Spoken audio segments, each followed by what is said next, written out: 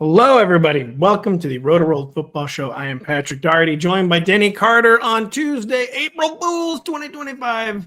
But we're both over the age of 35, and we don't do April Fools jokes anymore. In fact, I'm a bad father. I forgot to even mention it to my kids in the car this morning. And they still have the joy for life, so they enjoy April Fools jokes. But we don't enjoy that kind of thing around here. You know what we do enjoy talking about, Denny, is Dallas Goedert. Evan Engram again. All right. Breece Hall, Garrett Wilson, James Cook, Jameson Williams. They're all in the news. Anthony Richardson's in the news. The Browns saying they made the worst move in NFL history. Their contract for Deshaun Watson, kind of interesting admission. Maybe Steph Diggs. We'll see if we have time, but we always have time, Denny, to talk about the most controversial play in sports. Except for maybe second to now only the illegal, yet legal bats in MLB, known as the torpedo bats. That is neither here nor there. Denny Carter, the Tush-push, rides again. No matter what they do, they can't cancel it. It's just always rising from the dead. They've tabled the motion to ban our precious brotherly shove. I somehow don't know your opinion on this, but I'm assuming it's very bad. What is it? Yeah. No, it's good. Tush-push is good. We need to keep it. We need to defend it at all costs.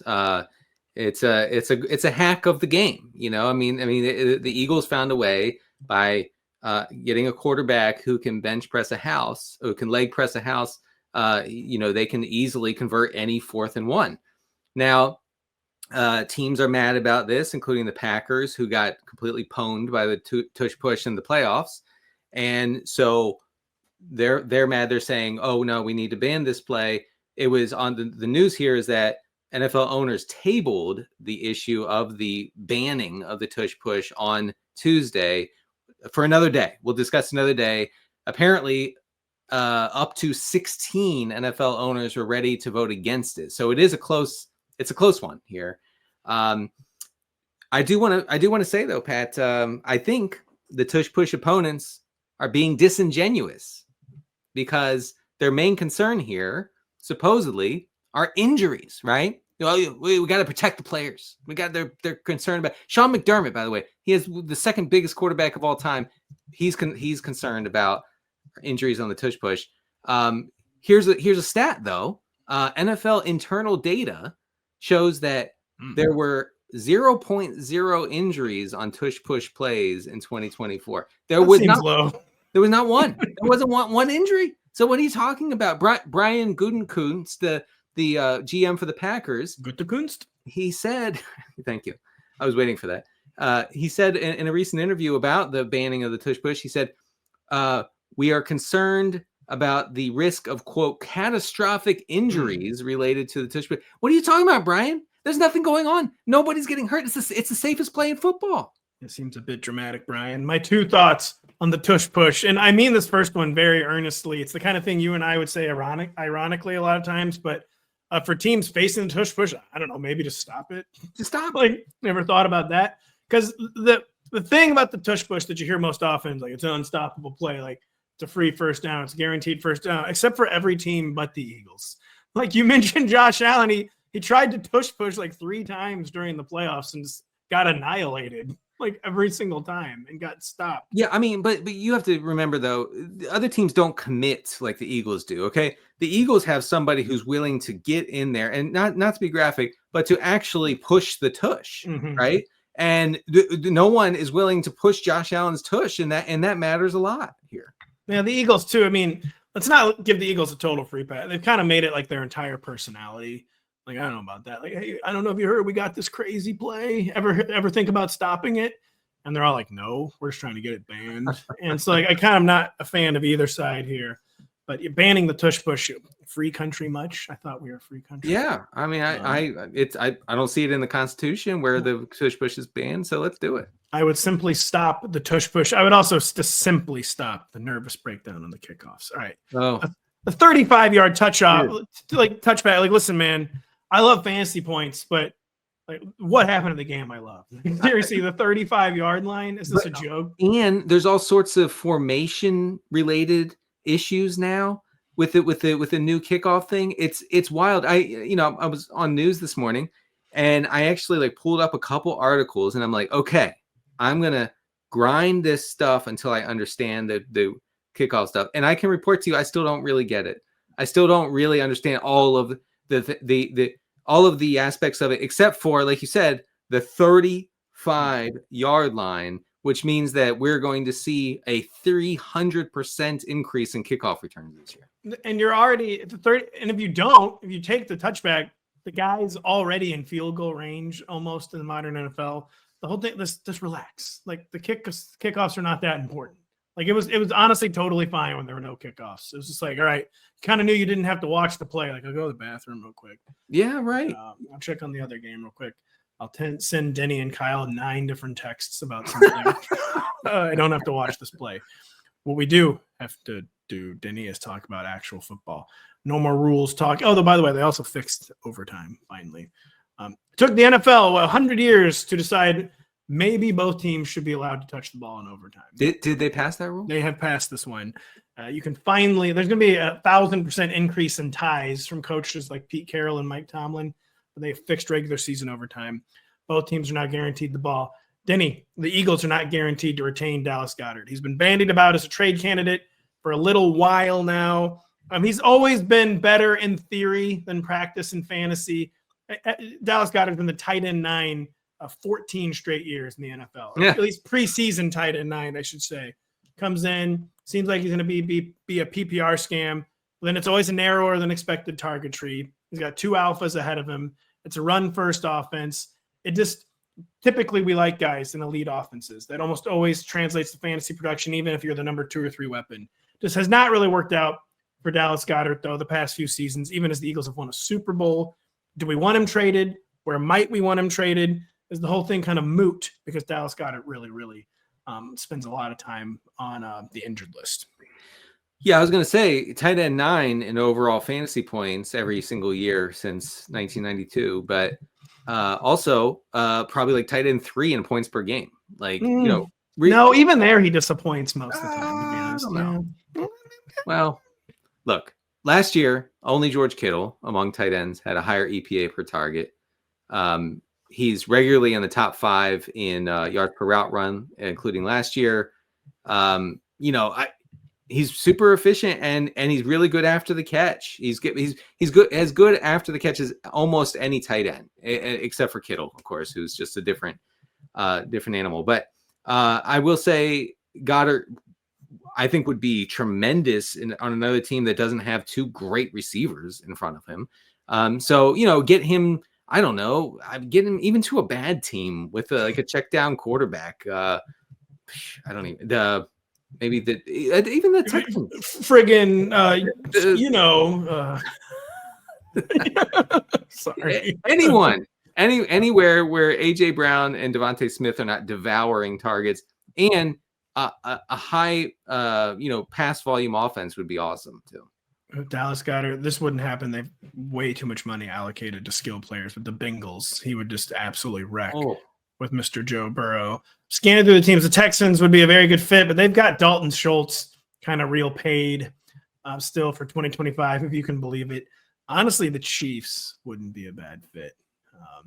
Would not be a bad fit at all. I guess the Chiefs love Noah Gray, though. Ooh, the Chargers would be a good fit. Ooh, the Chargers would be a real good fit. There's no tight ends on the Raiders, I don't think. The Chargers signed someone. Who did they sign? Yeah, it was the Conk Daddy. Come on. Oh, get out of here. Man, come on, man. I'll tell you, the Eagles don't have a third weapon. The Eagles could really use Dallas Goedert. They should look into him. They should look in very powerfully. Yeah, it's going to be like the Panthers or something. It's going to be something annoying. Yeah, not Mike Sirianni. His brother, Nick Sirianni, said on Tuesday when asked about Goddard, he said, he's on our team, quote, right now. All right, being traded. Definitely being traded around the draft. That's one name we're going to keep an eye on. Someone who was not traded but was released and then quickly signed by the Denver Broncos is Evan Engram. Denny is really trying to hype up this Joker thing, whatever this means. You've done about 5 different blurbs on it. I did one. Okay, well, we did another one yesterday that wasn't you. Oh. Sean Payton said Evan Engram is a fit for the Joker role, kind of like re-emphasizing what you had maybe already posted a few weeks ago. And just like Evan Engram, talk about a scam, not nearly as efficient as Mr. Dallas Goedert, but had stayed on the field more until last year. we've kind of already talked about this. You don't have to go long on this, but are you feeling as bullish as ever on Evan Engram for 2025 in Denver? I mean, part of me, yes, feels bullish, but also part of me hates when we start talking about joker roles because, like we said on the show last week, how often over our time in the fantasy industry has a coach come out and be like, he's a joker, and then the guy's never heard from again. Now, I do think the way that they paid Engram, his profile as kind of a target hog, kind of a PPR cheat code, I don't think he's going to disappear. But I'm hoping, my hope is that the Denver coaches, including Sean Payton, don't overthink this thing. Okay. Like, he's not a receiver. Don't treat him as a receiver. You have pretty good receivers in Cortland Sutton and Marvin Mims. I'm not sure if I go that far, but you're not into. They have receivers who are on the roster. Wow. Wow. It's fine. I would say the Broncos have very league average receivers, like highly, maybe even slightly below league average receivers. I guess maybe. Cortland Sutton's not a good number one, relatively speaking. He's really good number two. Didn't they get somebody else? No, never mind. No way to know. Marvin Mims, really honestly should be a number 4, and he might end up kind of like a number 2. Yeah, I mean, he's a gadget guy, but I think there's every chance for Bo Nix to just pepper Engram with targets over the middle. Nix was good last year, especially in the second half of the season on short area throws. That was his calling card at Oregon. So it seems to fit. It seems to fit pretty well. I usually share your concern when it comes to fake positions. Like, oh yeah, he's our Alice in Wonderland. Like, what the hell does that? This guy's our Richard Nixon. Like, I don't know what position is that. He's not never heard of the Nixon tight end before. Yeah, not a crook. But the difference between Evan Engram and jokers of yore is that he has actually produced in his career. So it's almost just like putting a fancy title on what he's going to do regardless. Like Evan Engram's like, whatever. I'm just going to play tight end. like you can call it, the Bane if you want, but quite literally just playing tight end. Right. That's why I'm actually not really very concerned about, because we always harp on like, what I like better than a guy who doesn't have a position is a guy who has a position. Yeah, I do like that. But I do think Evan Engram has a position, and it's just scam. Right. They should, if they were honest about it, they would say he has the scam role. But that doesn't lend itself to cool gifts like the Joker hanging out of the cop car, smacking the side of the cop car, looking crazy, like Evan Engram posted online the other day. I don't think that I will say I don't think this is like a Kyle Pitts situation where because the Falcons were like, he's whatever we want him to be. He's a running back. He's an astronaut. He's a tight end. He's our penguin tight end. Yeah, and that didn't work out. But Engram is an established presence, highly productive. Doesn't people say, well, he drops a lot of passes. He had one season where he had a little bit of a drop issue in New York, and that's it. Like that's not a thing. And I'm out. That's not a thing that has plagued him. That's crazy. No, it's not. But the only other concern with Evan Engram, I don't know if you could call him a one-year wonder. I guess you can't. He's had 3 700-yard seasons. He's only had the 1 year where he's only caught more than 70 balls once.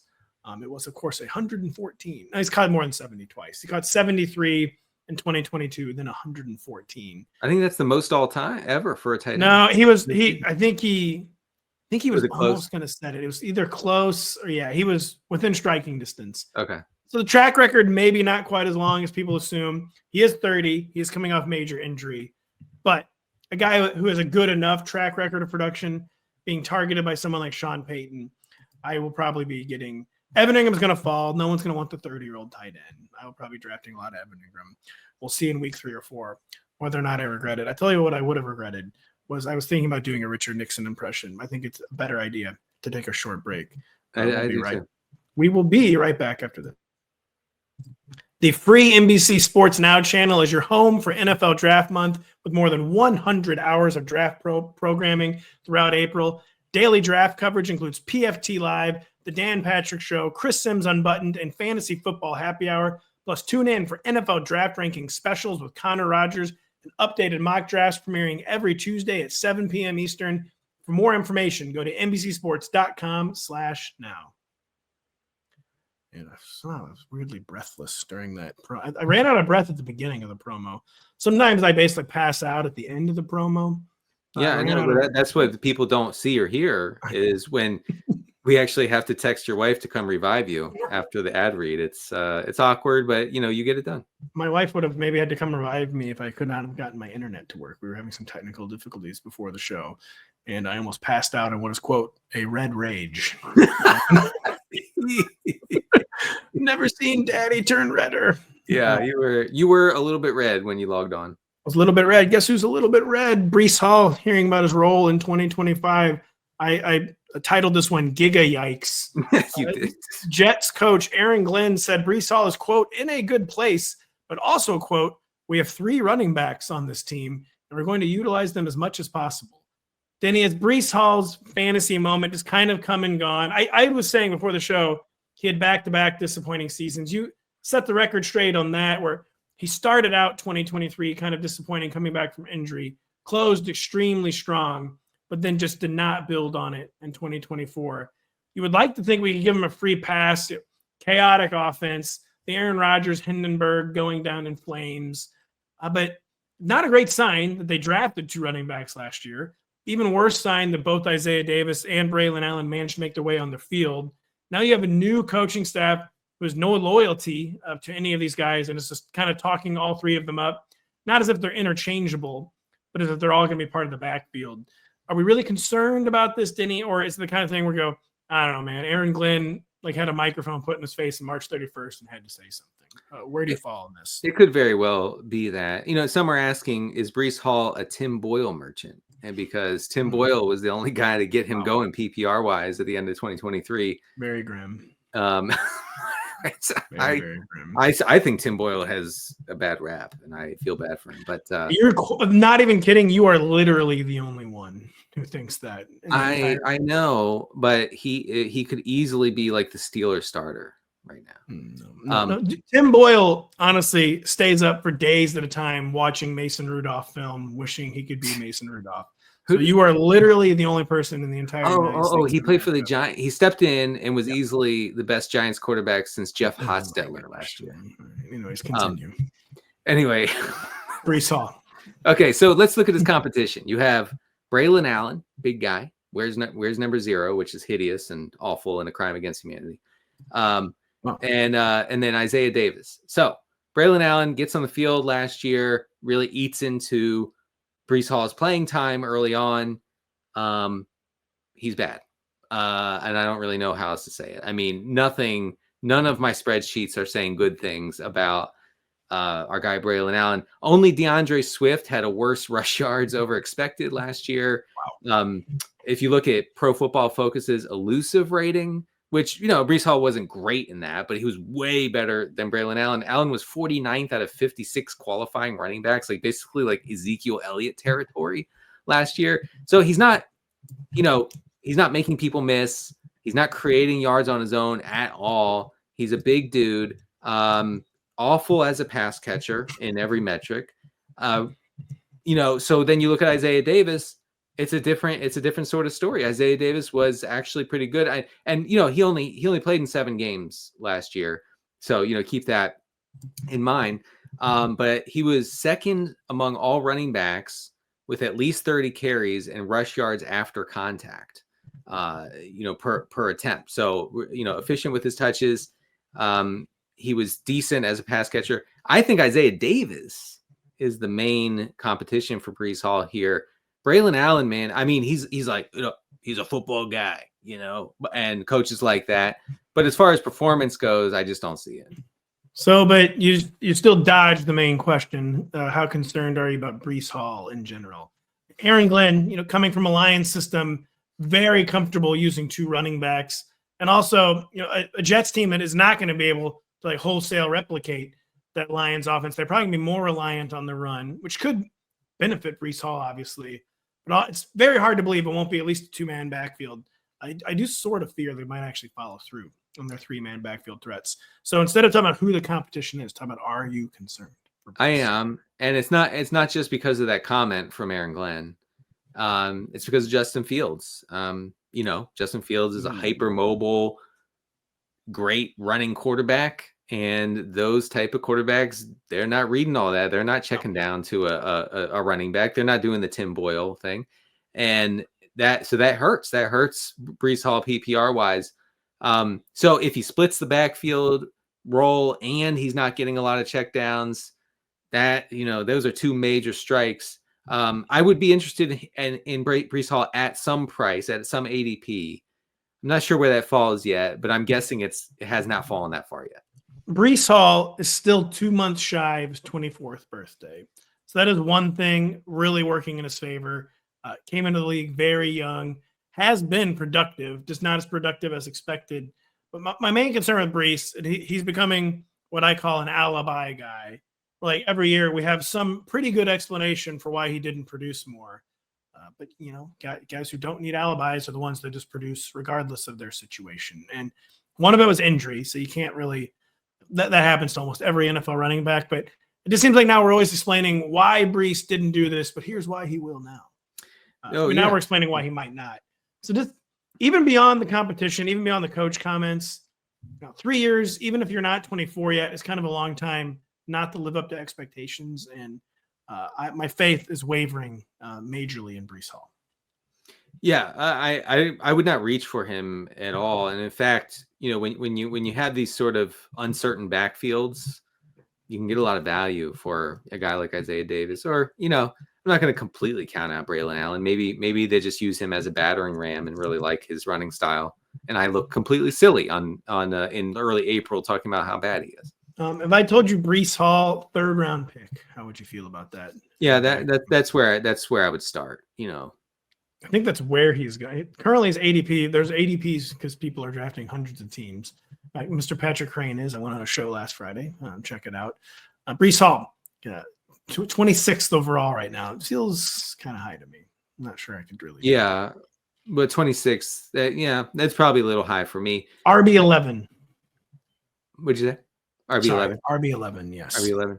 Yeah, I mean that's close enough. I mean, I was gonna say like I would prefer him outside the top 12, but he'll get there. He'll get there. Breece Hall or Chase Brown. The Bengals could draft a running back, I've heard, but Breece Hall or Chase Brown. It could completely change after the NFL draft, but Chase Brown for sure. Yeah, I mean, you answer Chase Brown to everything. Denny, well, riddle me this: is Garrett Wilson good? We're trying to figure this out. I think we've already talked about this one a few times. Aaron Glenn, he was saying a lot at these NFL coaches and owners meetings. He said they're going to look to get Garrett Wilson the ball, quote, as much as possible. Easy to believe when you look at his current target competition. There's not very much of it. Garrett Wilson has also kind of become an alibi guy. I mean, his situation, it's a lot easier to see why we're making excuses. Aaron Rodgers comes in and wrecks everything, throws to his buddies. 2023 had horrible quarterback play. Garrett Wilson, still not someone you can genuinely maintain a lot of hope for Garrett Wilson, but is he any good? His metrics profile is all over the place. I'm just going to lay it out and then we can talk about it maybe, and you can make some sense of it because I'm having trouble with that. A lot of this is sort of colored by the fact that, you know, he had Zach Wilson as his quarterback in 2023 for most of the season. And that was as bad as it gets really in the NFL. But, you know, you look at since the start of 2023, Garrett Wilson ranks 124th among all pass catchers in EPA per target. That's pretty low. Last year he converted only 43% of his air yards. That was in line with like Kayshon Boutte and Calvin Ridley, two of the more inefficient pass catchers in the league. But here's where the good stuff comes in. Last year, Garrett Wilson was top 10 in missed tackles forced and evasion rate. Okay, so what I'm saying is he's good with the ball, and he was top 12 in ESPN's open score, which he was actually better. I'm sorry, since it started 2023, top 12 in open score, ahead of guys like AJ Brown and CeeDee Lamb. So I think that he might actually be pretty good, but has had such horrible quarterbacking that it's hard to look at it objectively. It is, and the horrible quarterbacking does include 2024, where he was the second read and he was getting like Aaron Rodgers' kind of like screw it targets, like just kind of chucking the ball up. He pulled down more of them than you remember. Caught over 100 passes actually last year. Can't say I would have guessed that before we were making the show sheet. It is weird in 51 games. He only has 14 career touchdowns. There's usually, if you're him, you have scored more touchdowns than that. You would have liked at least 25 career touchdowns for Garrett Wilson, even in the situations he's been in. But it was just such a toxic setup last year. Zero debate who the number one target for the Jets is in 2025. Where I think Breece Hall, I'm starting to kind of feel out. Garrett Wilson, I think I will fall for it again. Yeah, fall for it again. Right. Let me know if you have his ADP pulled up, because I'd like to know, can I get Garrett Wilson as my wide receiver like 2 or 3? Sort of. He's the wide receiver 15 right now. So okay, only sort of. If you start with like Justin Jefferson or Lamb, then you can get Wilson on the way back, maybe. Yeah, I mean that might make sense. I mean, Justin Fields is obviously a former teammate. They cooked at Ohio State, so that could be a factor as well. Then you talk about the volume difference. I mean, the Jets, for better or worse, I would say worse, were a very pass-heavy team last year. That's not happening this year. They're going to be super run-heavy, and we all know that going into the season. There are going to be no surprises there. Really quick, Garrett Wilson, wide receiver 15, or wide receiver apparently 11, Lad McConkey. Whoa! Yeah, wow. That one playoff game really did something for McConkey's profile, huh? I know. He had one good game. I guess at considering ADP, probably will. I would still say Garrett. I mean, Ladd. I'm still not entirely sold. Ladd is going to be able to stay healthy. Garrett Wilson or wide receiver 12, Tyreek Hill. Man, I really wish Tyreek would stop posting, because it's over. It's making me question whether he even wants to play. No, he does not. Wants to be around the Dolphins anymore. I don't know. Mike McDaniel actually had to address Tyreek Hill's posting the other day, and he said that's just Tyreek being Tyreek, being dramatic. I would say Hill. I would still say Garrett Wilson actually over Tyreek Hill. Garrett or T. Higgins? T. Higgins. Garrett or Terry McLaurin? Oof. I'd go with McLaurin. I think I'm Garrett 4 for 4 over all those guys, except for maybe Ladd. So you're a Garrett guy. Denny has never been more wrong. That's they're calling you. That's what they're calling you on the streets. The Garrett guy. The Garrett guys. Anyone a James Cook guy? We didn't like the coach quotes for Breece Hall. Didn't really like the GM quote from Brandon Beane on James Cook. He was asked about an extension for James Cook, who's of course headed into the final year of his rookie deal.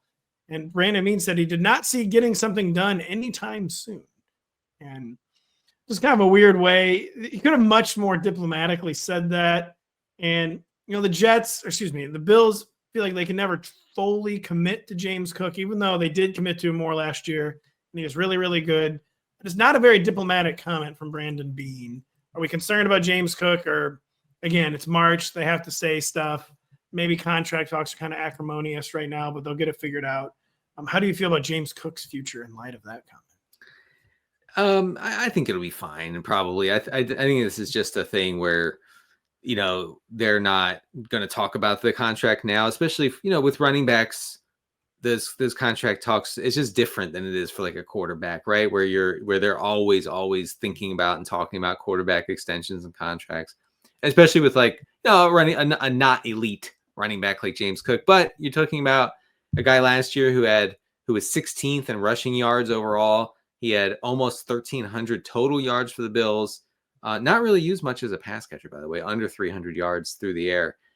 Ray Davis was his main competition, but Ray Davis wasn't all that good, except for I think he caught one pass that went for like an 85-yard touchdown. So therefore, he pops in every pass catching metric.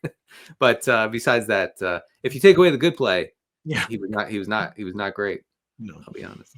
James Cook is weird in that he played in one fewer game last year, but he actually had fewer rushing and receiving yards than the year prior. Was a lot less efficient as a pass catcher, but he, of course, scored 16 touchdowns after scoring 4 rushing touchdowns combined the previous 2 years. James Cook, though, this is already going to be his age 26 season. That's a little weird. That does not scream extension. I could see the Bills just being like, whatever, we'll see what happens at the end of this guy's rookie contract, and just not prioritizing a new deal. In general, when you've been productive, you will get that extension for week 1 heading into the final year of your rookie deal. But it's running back. He could be 26. I do not consider it guaranteed that James Cook's going to get a contract extension, did he? And that very much complicates things in Dynasty. I also think, the Bills are a smart organization, and I think they're gonna see, well, we can probably replace James Cook, and they probably can. And they've never seemed like they just loved him to begin with. So yeah, we don't feel great about James Cook. We feel many things always about Jamison Williams, Denny. Can you stop getting suspended for weird stuff, sometimes very bad stuff? Can you celebrate 1 touchdown normally? Without getting suspended? Could you have not thrown that pass? Again, I blame the coaching staff more than you for putting you in position to throw that pass in the divisional round. But his 5th-year team option is apparently going to be exercised. I guess not surprising with someone who just has true game-breaking, true field-flipping ability. But Jamison Williams, again, we mentioned all the issues. I could see last year easily being his career year. That's like as normal as Jamison Williams is ever going to be. That's as many games as he's going to appear in. Squeaked by 1,000 yards. Do we still consider Jamison Williams only turning 24 this year, whose arrow is pointing upwards? Or is he maybe a sell high for multi-year league owners? Or is he going to be someone you're targeting in drafts?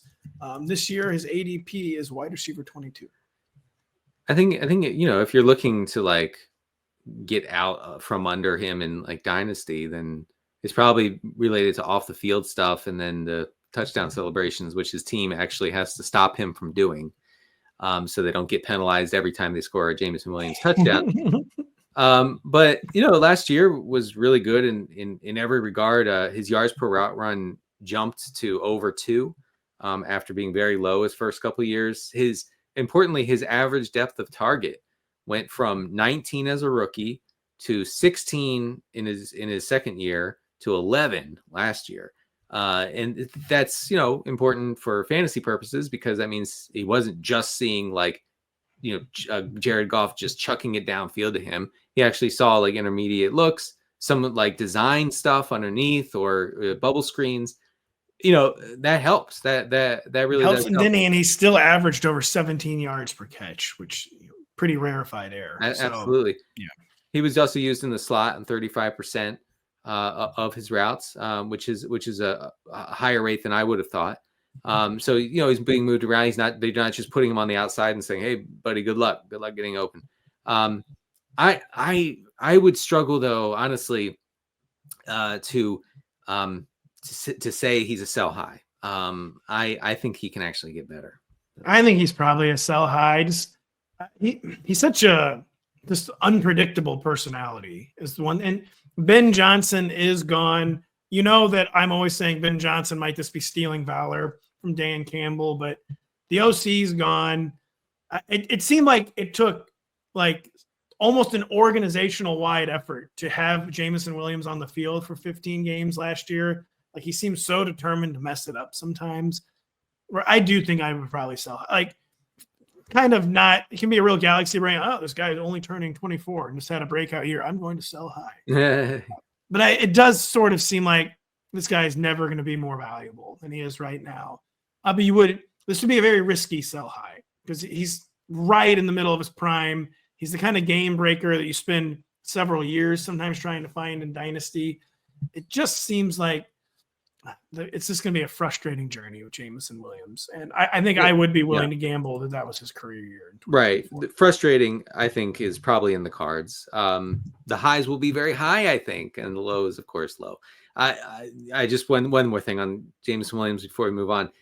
He carries on the grand tradition of Deshaun Jackson in that when he catches a ball wide open down the field, the likelihood that it's going to end with a 15-yard penalty is 100%. I mean, this guy, there's just zero chance he's going to cruise into the end zone and score. He's going to do something so stupid that the refs have no choice but to throw a flag. He has never wants to run in a straight line after catching the ball. He's gonna run side to side. He's gonna fall into the end zone. He's going to jump over the pylon for no reason. He's going to do something. You just know it. So you cringe as if you draft him in fantasy. If you have him on your team, you're like, oh, please don't hurt yourself. Don't get thrown out of the game. Just score the touchdown. Denny, who I thought was supposed to be hip, supposed to be woke, sounds like he's in favor of celebration penalties. You really hate to see it. I don't like celebrations of any kind. So Denny does like to take a short break of any kind. We'll be right back after this. The world's top female amateurs compete on golf's sacred grounds, Augusta National Golf Club. Watch Saturday at noon Eastern on NBC, Golf Channel, and streaming on Peacock. It's the Augusta National Women's Amateur. I would shoot 200 at Augusta. Say, wow, CBS down absolutely horrific. Augusta on NBC this weekend. Wow. Curious. I absolutely hate to see that if you're CBS. I am sad that I, again, won't be able to watch the Masters tournament because it's on CBS. So. I thought you were like, are you going out of town or something? No, I just simply can't watch it. But I will track it through a friend who's going to text me updates. So you won't be waking up at 4 a.m. to even watch the practice rounds at Augusta National? Oh God, no! I only do that for the British Open. Yeah, of course. The Women's National Amateur next weekend. Then of course the Masters a few weeks after that. Never been more over for CBS. The Augusta is going to be on NBC. But it's also really never been more over, right, Denny? For Anthony Richardson, Colts coach Shane Steichen said he plans to split first team reps, quote, evenly between Anthony Richardson and Daniel Jones this offseason, where the first reading of that is no one's favored. We're not tipping the scales in any one direction between the veteran and our third-year holdover player, but getting put on even ground with Daniel Jones isn't good. And to me, the reading is we've seen all we need to see out of Anthony Richardson. And if Anthony Richardson wants to come into camp and be way better than he was, like that would be great. That's his prerogative. We would be very happy. But they're not giving him any extra opportunities to show off, probably because they're not expecting him to be a fully changed player. Do you read this as poorly as I read this, the fact that they're going to split first-team reps down the middle? Yes, and I think it makes a lot of sense for the Colts to do because Anthony Richardson, after 2 seasons, can no longer have the benefit of the doubt. He just can't. Like the injuries, the thing where he takes himself out of the game because he was huffing and puffing, the terrible throws, especially in critical situations. I will say, he ended last year on a pretty high note, and that was because I think him and the team had finally come together on this is the best way to use me as a quarterback. I think they were kind of faking themselves out for a while as, Anthony Richardson can be like a drop back guy and he can make the throws, and he has not. And he's working with a biometrics coach that worked with Josh Allen this offseason. We've mentioned that, but that could bear some fruit. That could help him become somewhere around league average as far as like short and intermediate throws go, because like I've said, like he's worse than like DTR in short area throws. Okay. Like really like abominable in those areas. Daniel Jones, better, not great in the throwing metrics.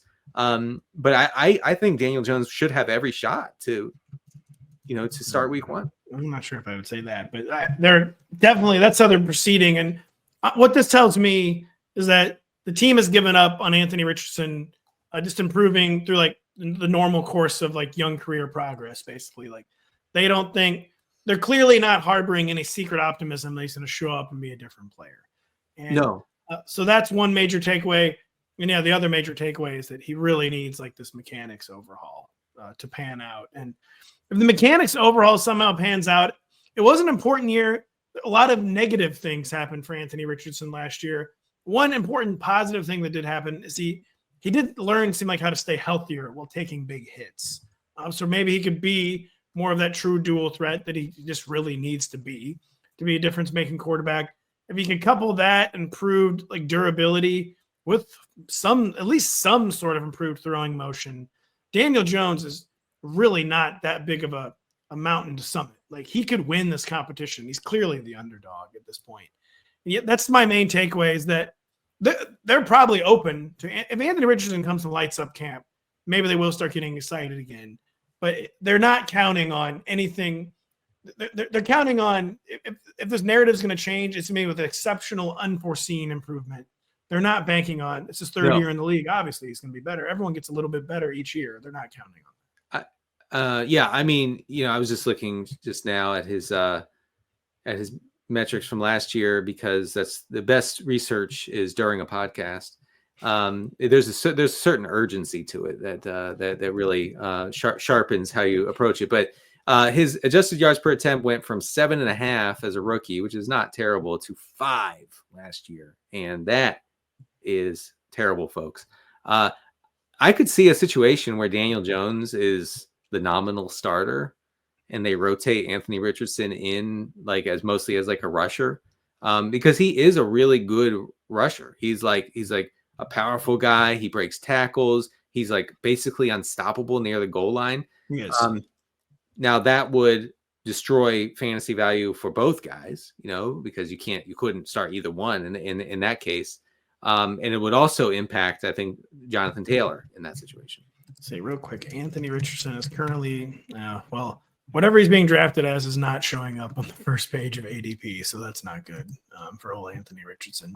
We'll talk about his ADP some other time. Running out of time on the show, but we don't even really need to talk about this. The Browns, you absolutely love when the owner comes out and saying, yeah, trading and signing that guy was the worst thing we've ever done. Yeah. And this actually goes beyond sports. It's the worst thing I've ever done as a person. I mean, he basically said that Jimmy Haslam, he said, I'll wear that. I'll own it. Jimmy Haslam did not really wear or own his earlier career controversy, but I digress. Never paid any penalty for the cost plus. But he says he's going to wear this one. I have no idea what that means. Very clear, though, from Jimmy Haslam's comments, that the Browns are totally moved on from Deshaun Watson. They're not counting on any unforeseen injury improvement or improvement on the field once he does get healthy. Deshaun Watson will not be starting any games for the Cleveland Browns in 2025. Who do you think is under center week 1? Kenny Pickett, a rookie from the number 2 spot. The Browns are trying to act like they're not going to draft anybody, or a dark horse like Mr. Kirk Cousins. Who do you think is under center week 1 for Cleveland? I'd say right now, I would say Kirk Cousins. I'm saying El Kirko too, actually. I'm kind of surprised you are, but I think it's Kirk. Yeah. The Cousins thing, the two things I want to end more than anything are the Rodgers Steelers saga and the Cousins Falcons thing. Please just make it stop. Today, the news is Arthur Blank had an hour-long phone call with Kirk Cousins. He took 5 pages of notes, apparently. I don't know why you need that many notes just to write down I want out. He's probably not gonna show up at OTAs according to Raheem Morris. So, I think that he's going to end up on a team where he will be the locked in starting quarterback. And how many teams fit that description? 2? Yeah, it's 2. It's the Browns. And I posted this online, so sorry if you've already seen this. I want the job in the Falcons front office, where there's someone in that Falcons front office who once a week has to leak to the national media. Actually, here's why it's smart that the Falcons have not cut Kirk Cousins. Yeah. And because the Falcons, they galaxy brained the signing. I feel like they're galaxy braining the divorce. Just move on. Everyone knows this. Kirk Cousins will not be on the Atlanta Falcons sideline in week 1. I guess they have to wait for the draft to pass. They do. So I guess that's the one thing they could credibly argue, but everyone just needs to mentally move on from this. And I think El Kirko is going to be on the shores of Lake Erie looking absolutely miserable. No one will have ever been colder than Kirk. This guy's been in a dome for 9 years now. He's going to be so cold. He's going to absolutely hate the Cleveland weather, but he's going to be in the Cleveland. Oh, man, you're right. I actually can't think of a worse fit. No, I know. Kirk, he couldn't cut through the air in the dome last year. Windy it gets in that Browns stadium after September 28th. Do you know how many layers this guy's going to be wearing? It actually could affect his performance. He's going to be wearing 4 to 5 layers. And this will be before Halloween. Yes. Forget about December. Yes. No, the weather always sets in. It's October 17th. It's snowing in Cleveland. Right. It's 6 inches of hail. It's It's like a 6-hour drive away from here. It's like 72 degrees here. Yeah. Like, why is it snowing? It's so And cool. Kirk's like, I'm asking the same thing, brother. My suggestion to the Cleveland Browns would be build a dome. That'd be my. Well, they're listening, which total sellout move Oh, by Cleveland. I like good total football. sellout move. We're going to talk more about. We've talked about Steph Diggs a lot. It was said you see a lot of time in the slot. I'm assuming you like that. We'll talk about that. We'll talk about that. We'll talk about Kirk when he eventually ends up a Cleveland Brown. We'll talk about a lot on Thursday. We have no idea what. When we're back with with Kyle Dvorak, who is not Kirk Cousins. He is not. Please stop saying he's Kirk Cousins. A big difference. I'd say a big difference in life outlook philosophies between Kyle Dvorak and I would say so. Yeah. I think Kyle has a different texting style than you'd probably get from Kirk Cousins. But we'll be here on Thursday with Kyle Dvorak. Of course, Denny Carter and Patrick Daugherty. Thank you so much for listening. We'll talk to you in a few days' time.